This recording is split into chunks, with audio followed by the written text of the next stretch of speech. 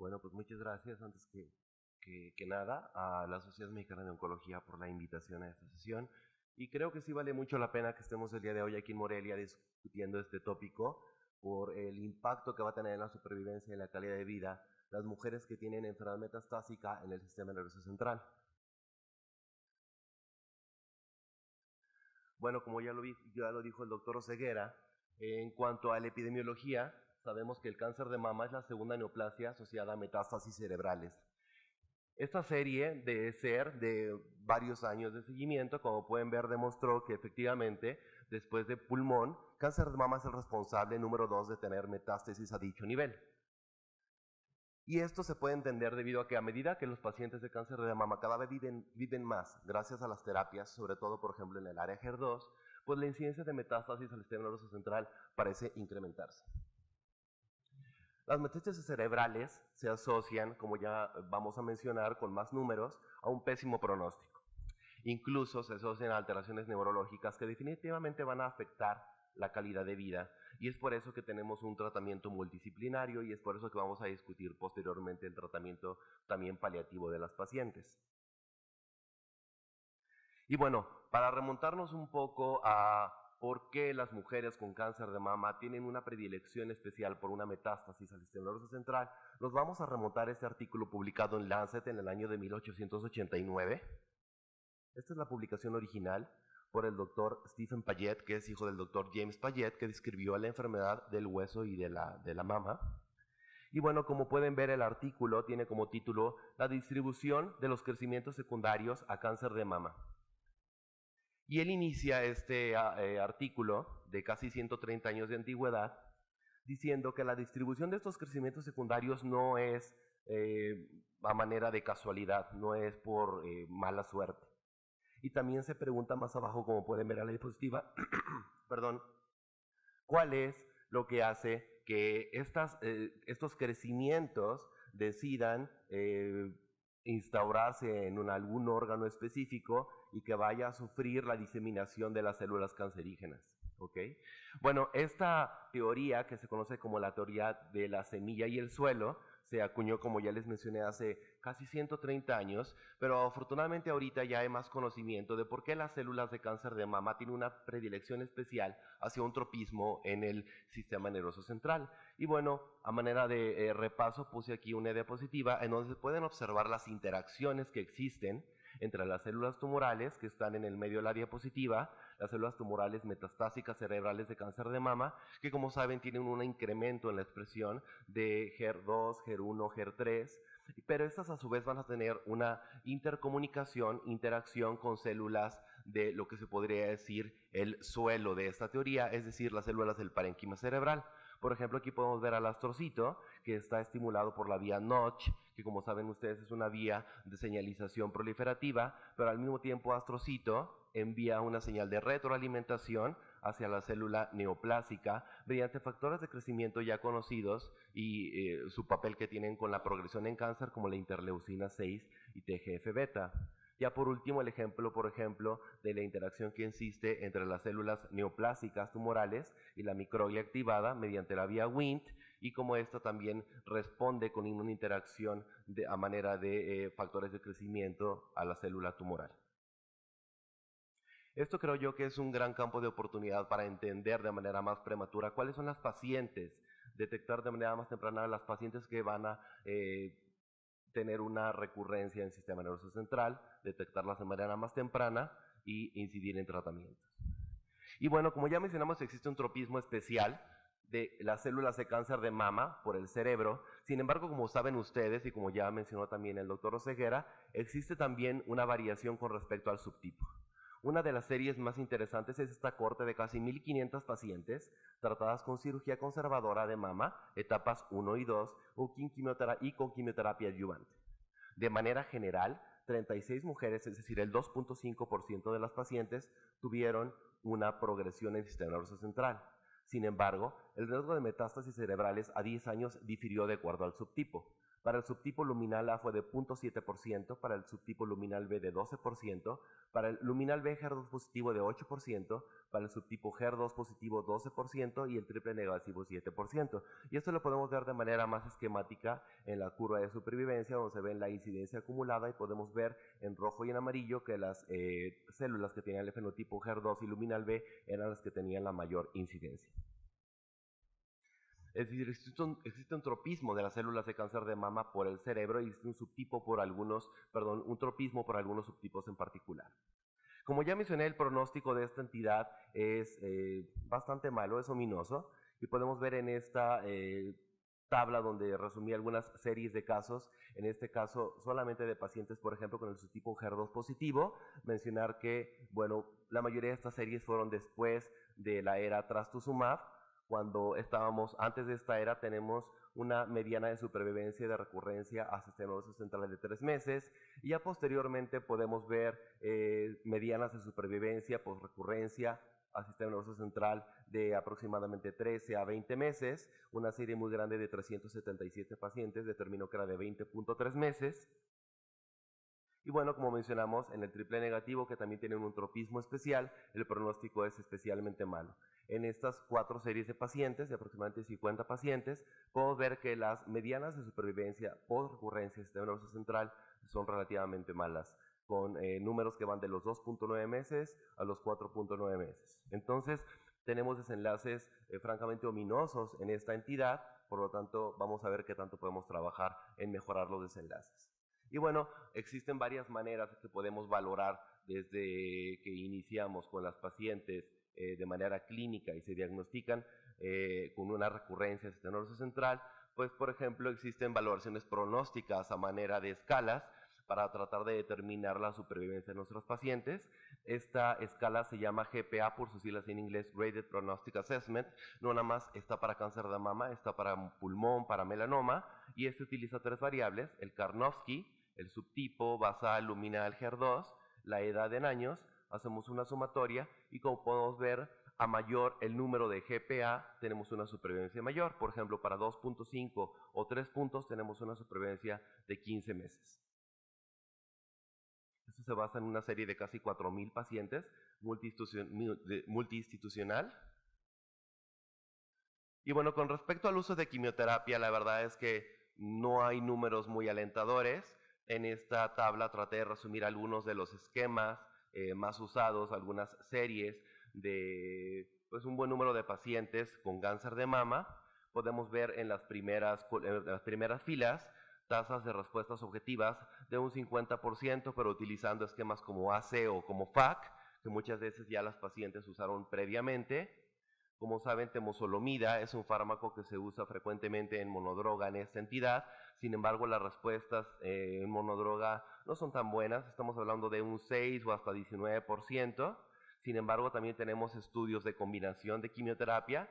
El esquema de capecitabina temozolomida demostró, por ejemplo, 24 mujeres con cáncer de mama, una respuesta objetiva de 18% y una supervivencia libre de progresión de 3 meses.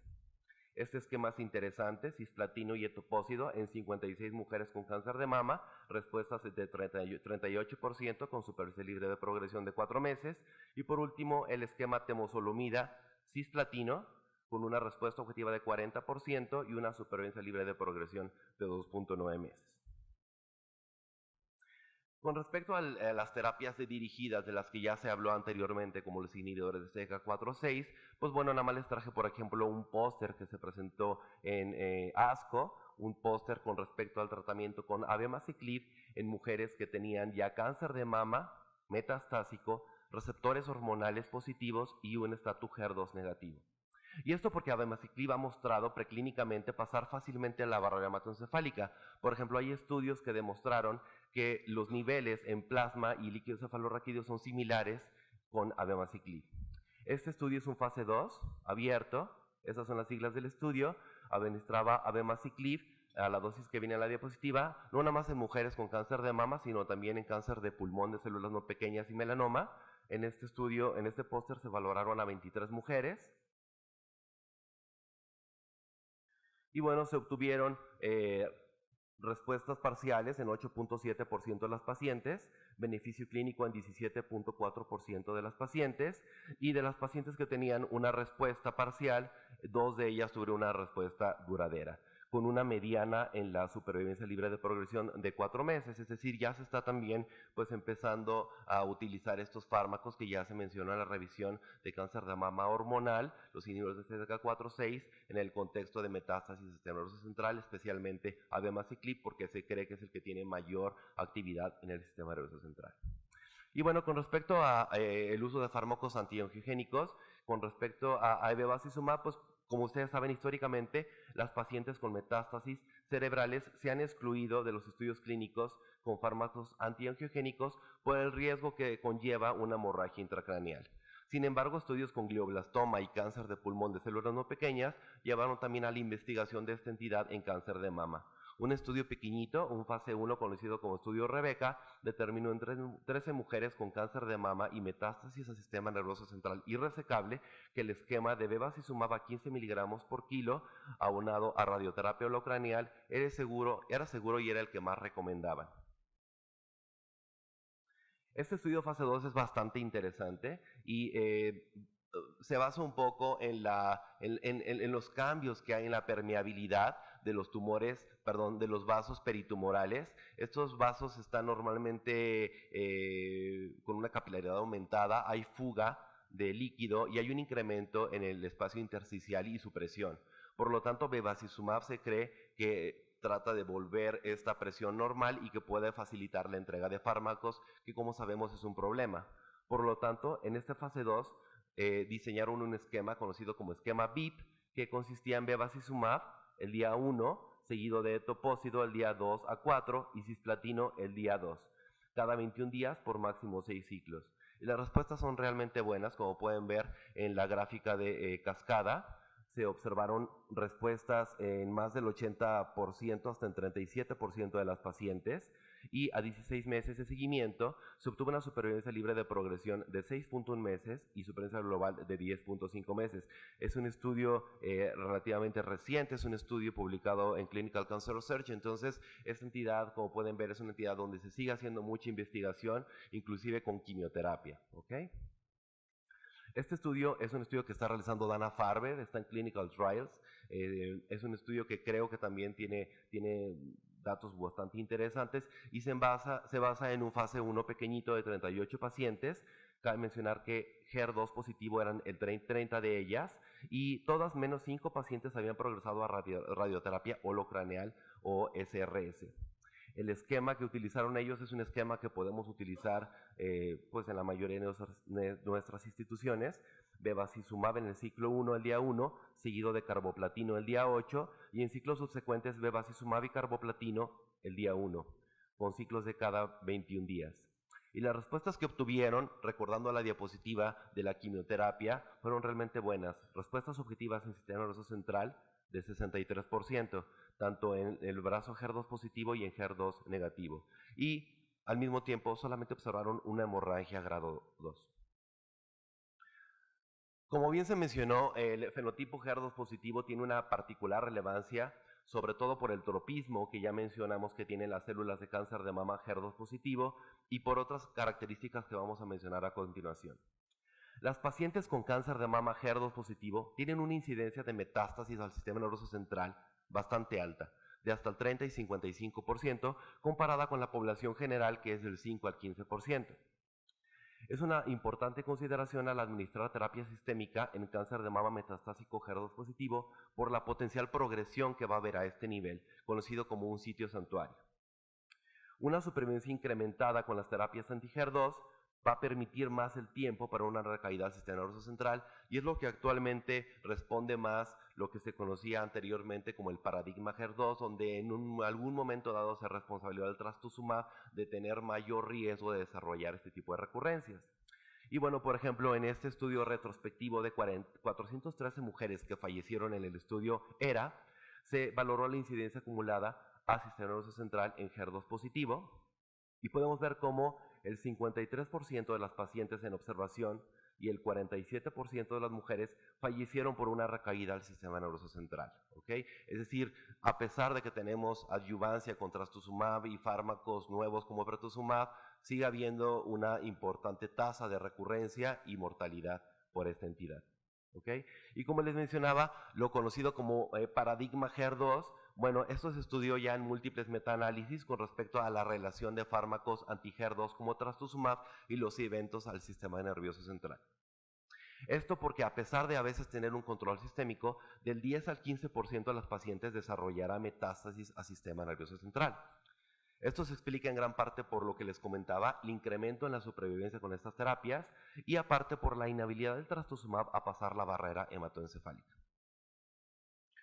Esto lo podemos ver de manera pues más representativa en este estudio que valoró la tasa en cuanto a los niveles de trastuzumab en el suero y en el líquido cefalorraquídeo en pacientes HER2 positivo. Muchos de ellas habían sido tratadas con radioterapia o bien con radiocirugía. Eran 8 pacientes y como podemos ver en la diapositiva al lado derecho, existe una diferencia importante en las concentraciones de trastuzumab reactivo en suero o en líquido cefalorraquídeo.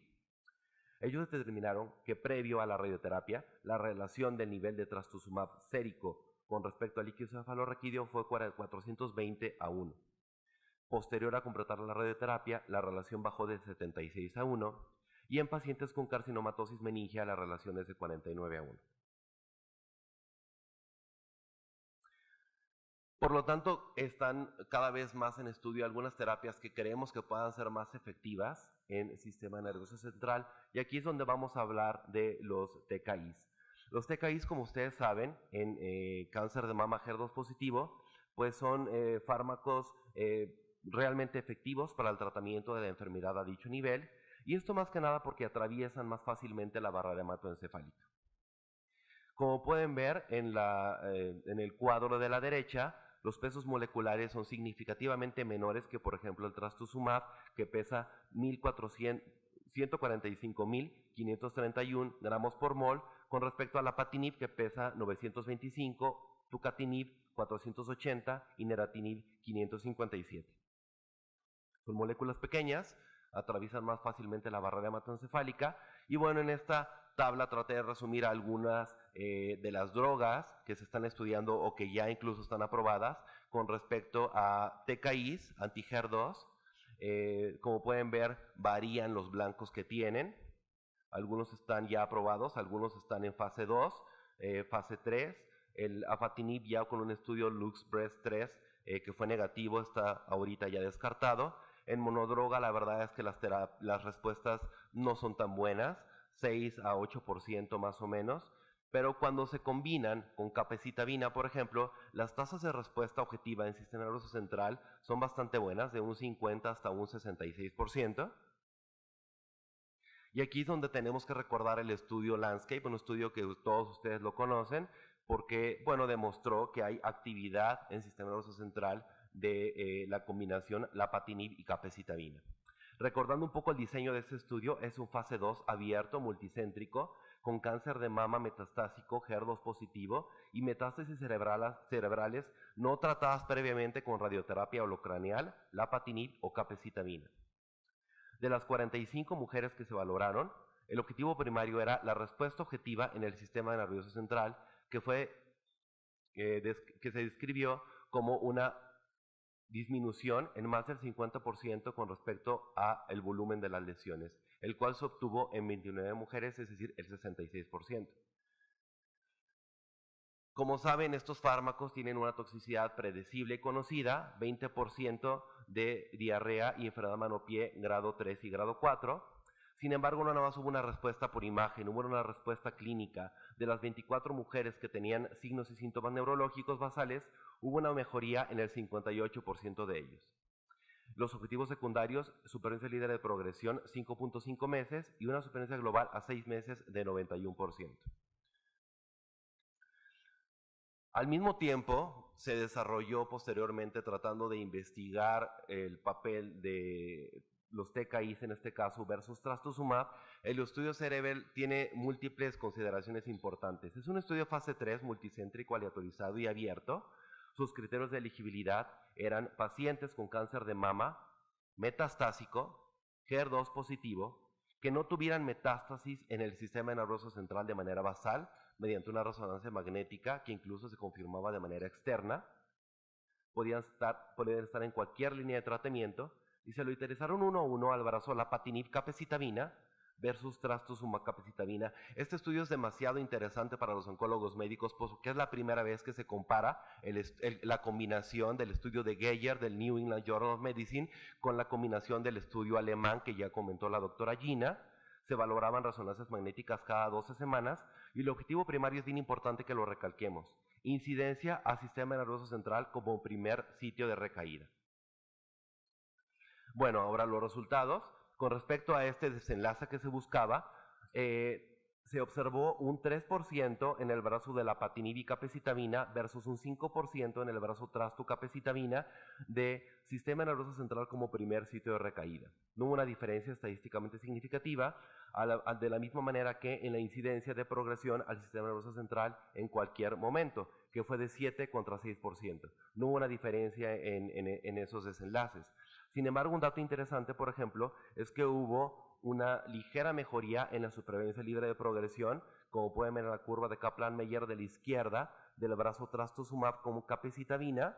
Sin embargo, parece que fue muy discreta, pero cuando valoramos este desenlace en las pacientes vírgenes a trastuzumab, podemos ver que los números fueron a favor de trastu capecitabina 10.9 contra 6.3 meses.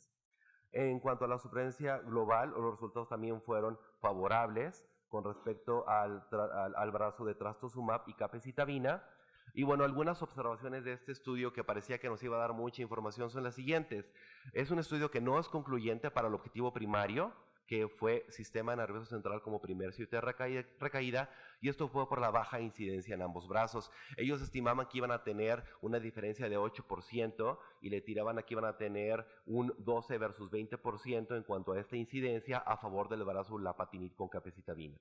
Sin embargo, son datos muy interesantes porque son los primeros datos prospectivos de la incidencia de metástasis asintomáticas en sistema nervioso central en cáncer de mama metastásico HER2 positivo, que les menciono fue de 20% cuando se tamizaban a las pacientes con resonancia magnética. Es un número sumamente importante y creo que es uno de los datos que hay que llevarnos a casa el día de hoy.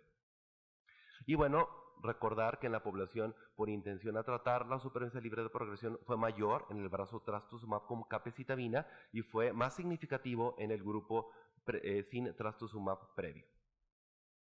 Ahora, con respecto a la utilización de fármacos conjugados como TDM1 en el sistema nervioso central, bueno, esto es importante porque se cree que la molécula de trastuzumab es muy grande para atravesar la barrera hematoencefálica. Esto lo podemos decir que es cuando la barrera hematoencefálica está íntegra y cuando no hay metástasis todavía en el sistema nervioso central. Cuando ya está de alguna manera alterada porque existe enfermedad de dicho sitio, ya lo mencionamos en un estudio, esta permeabilidad se puede modificar y por ejemplo este estudio en el cual se valoraba mediante un PET usando trastuzumab marcado con circonio 89 en mujeres con cáncer de mama metastásico HER2 positivo demostró lo contrario. En estas imágenes que pueden ver se puede observar cómo hubo una lesión HER2 positiva por PET cuando estaba utilizándose el trastuzumab marcado con circonio y que de hecho luego fue confirmada por resonancia magnética. De tal manera que cuando se cree que si TDM1, que es una molécula mucho más pesada que trastuzumab, podría tener un papel aquí, bueno, pues ahora vamos a ver los resultados del estudio Emilia. Emilia, como ustedes saben, es un estudio que ya mencionó la doctora Garnica. Sin embargo, en este caso vamos a revisar solamente las pacientes que tenían metástasis a sistema nervioso central tratadas, asintomáticas basales, así como aquellos que desarrollaron metástasis a sistema nervioso central posterior a la basal y que se identificaron de manera retrospectiva y se realizó un análisis exploratorio. De los 991 pacientes que conformaban el estudio Emilia, 95 tuvieron metástasis al sistema nervioso central, tratadas previamente basales y estables. Y bueno, estos son los resultados de este estudio. Con respecto a la progresión del sistema nervioso central, Esta fue de 2% con TDM1 y de 0.7% en el brazo lapatinib con capecitabina de las pacientes que no tenían metástasis al sistema nervioso central a la basal, y de 22.2% contra 16% en las que sí tenían metástasis a la basal. La supervivencia libre de progresión en subgrupos de metástasis al sistema nervioso central basal fue de 5.9 contra 5.7, es decir, fue prácticamente la misma. Sin embargo, este dato es muy interesante cuando se valora la supervivencia global en los pacientes que tenían metástasis a la basal. Se observó una mejoría significativa en la supervivencia global, datos consistentes con el estudio Emilia, y estos números fueron de 26.6 meses contra 12.9 meses, con una P claramente significativa. Simplemente observaciones de este estudio es que, bueno, la progresión al sistema nervioso central fue igual con TDM1 y capecitabina con lapatinib en las mujeres con cáncer de mama metastásico al sistema nervioso central tratadas asintomáticas a la basal, porque hubo una supervivencia global mejor con TDM1. Y bueno, recordar que esto se puede explicar por la permeabilidad incrementada con el desarrollo de metástasis cerebrales. Ahora vamos a hablar un poco de las cosas que están nuevas, que están emergiendo, y algunos estudios que están en proceso. Ya mencionamos la eficacia de los TKIs por su peso molecular, y particularmente voy a hablar de este inhibidor de tirosina sinasa conocido como tucatinib, porque es un inhibidor de HER2 potente y selectivo. Es una molécula pequeña con una potencia nanomolar, porque tiene mayor selectividad a HER2.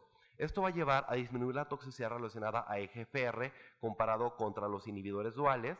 Es 1000 veces más potente para HER2 que para el efecto EGFR, y esto a su vez va a tener un beneficio en la toxicidad. Se va a observar mucho menos diarrea y rash grado 3 que los pacientes que, por ejemplo, se trataban con lapatinib. Información preclínica sugiere que hay sinergia de trastuzumab con quimioterapia. Vamos a ver dos ejemplos posteriormente, y esto es un poco explicando con las concentraciones inhibitorias 50 la selectividad celular. Como podemos ver, para tucatinib es de más de 10,000, o sea, se necesitan esas concentraciones para tener un impacto en la EGFR, pero se necesitan concentraciones inhibitorias pequeñas para tener un impacto en su papel HER2.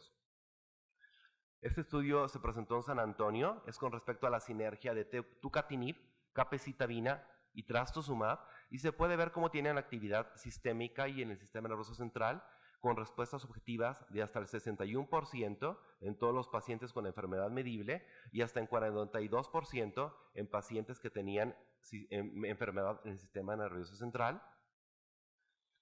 Esto se acaba de presentar ahorita en Chicago, y es un estudio sumamente interesante porque agrupa los resultados de dos fase 1. Son 117 pacientes, y como podemos ver, bueno, 57 se trataron con tucatinib y TDM1 y 60 con tucatinib, capecitabina y trastuzumab. 21% de los pacientes que se habían tratado con estas combinaciones tenían metástasis aisladas como sitio de recurrencia. De estas pacientes, 14 descontinuaron el tratamiento y 11 tenían un tratamiento dirigido al sistema nervioso central, tipo radioterapia, y después reanudaron la terapia sistémica. El tiempo adicional en este estudio a segundo evento supervivencia libre de progresión fue de 8.3 meses, y el tiempo global de incremento en el estudio fue de 20.6 meses. Esto nos da más información con respecto a seguir utilizando después de la progresión, cuando la enfermedad está controlada de manera extracraneal, a seguir utilizando el esquema médico como estos que tenemos aquí en la diapositiva, una vez que se da un control en cráneo, y cuando sobre todo conocemos la permeabilidad de fármacos como tucatinib. Y ya para terminar les pongo, por ejemplo, dos estudios que se están realizando, y creo que nos debe cambiar un poco la mentalidad que tenemos hoy en día en la práctica clínica y en la investigación. Este es un fase 2, bueno, es un fase 2 que incluye a mujeres con cáncer de mama metastásico, Y fíjense bien esto, tenían una enfermedad estable o progresión en el cerebro, es decir, no nada más las incluye a las mujeres que tenían metástasis en el sistema nervioso central, aparte las incluye si tenían progresión, no nos piden el típico criterio de que tengan que estar controladas, ¿ok? Les platico un poquito, son pacientes que habían sido tratadas previamente con taxano, trastuzumab, pertuzumab o TDM1, y les platico brevemente acerca del diseño. Es capecitabina y trastuzumab más o menos tucatinib. Y lo que se me hace bien interesante, y para eso se los traigo más que nada, es para que podamos ver, por ejemplo, cómo ellos pueden enrolar prácticamente cualquier tipo de enfermedad en el sistema nervioso central. Basado en el screening, los pacientes pueden tener uno de los siguientes: no evidencia de enfermedad en el sistema nervioso central, metástasis cerebrales no tratadas, pero que no ameriten una terapia local inmediata, o que tengan progresión de metástasis a nivel del sistema nervioso central. Por último, les platico de este estudio TOLIP. Es en pacientes que tengan receptores hormonales positivos, HER2 positivo, cáncer de mama localmente avanzado o metastásico. Y nuevamente, muy interesante es que son pacientes que puedan ser, se pueden enrolar pacientes que tengan metástasis al sistema nervioso central, que estén asintomáticas y sin tratamiento y que no ameriten una terapia local inmediata, a opinión del investigador. Ahí vienen las posologías de los fármacos. Y bueno, este es uno de los ejemplos que están cambiando nuestra investigación. Hoy en día estas pacientes se están incluyendo, sobre todo cuando sabemos que tenemos fármacos que son muy efectivos a nivel del sistema nervioso central. Y bueno, también para terminar, algo que creo que debemos hacer en nuestro país, para obtener mayor conocimiento acerca de los desenlaces y las características clínico-biológicas de las pacientes con esta entidad, se están realizando bases de datos en varios países, y les pongo aquí el ejemplo de los alemanes. De hecho, ellos vienen citados en el consenso ABC4, que como ustedes saben se realiza por ESO en Lisboa, y precisamente ABC4 cita con respecto al valor de esta información, como lo está haciendo el registro alemán. Esto fue publicado, por ejemplo, en JCO, con respecto a pues, toda la información retro y prospectiva que están recolectando ellos con bases de datos y biomaterial. Y bueno, es parte del grupo alemán. Ellos dicen que tienen planeado agrupar a 1000 pacientes en una base de datos y 400 muestras de tumores de 70 centros alemanes, ¿no? Entonces, un poquito a colación de que mañana juega la selección contra Alemania, pues esto es lo que se está haciendo en Alemania, en varios países, y creo que no es tan difícil de hacer en nuestro país. Las conclusiones son las siguientes: la presencia de metástasis cerebrales convierte moderadamente la barrera hematoencefálica en una barrera hematotumor, que permite parcialmente la permeabilidad a fármacos. Por lo tanto, debemos de trabajar en estrategias que mejoren la entrega. Existe una escasez de estudios de información prospectiva, por la que una terapia óptima está poco clara, pero está claro que las metástasis al sistema nervioso central deben de dejar de ser un criterio de exclusión para los ensayos clínicos. Existen nuevos marcadores, ya vimos las diapositivas iniciales, ya bien conocidos, con respecto a cuáles pacientes son más proclives en hacer metástasis cerebrales. Y esto nos daría mucha información, por ejemplo, para detectar de manera más temprana con screening, o incluso para prevenir pacientes que estén en alto riesgo. Y por ejemplo, aquí les pongo el ejemplo de las biopsias líquidas. En HER2 positivo, la combinación TKI-quimioterapia puede retrasar el empleo de la radioterapia sin afectar la supervivencia. Y por último, existen actualmente estudios de combinaciones de fármacos que están en desarrollo y que creo que van a dar resultados bastante alentadores. Muchas gracias.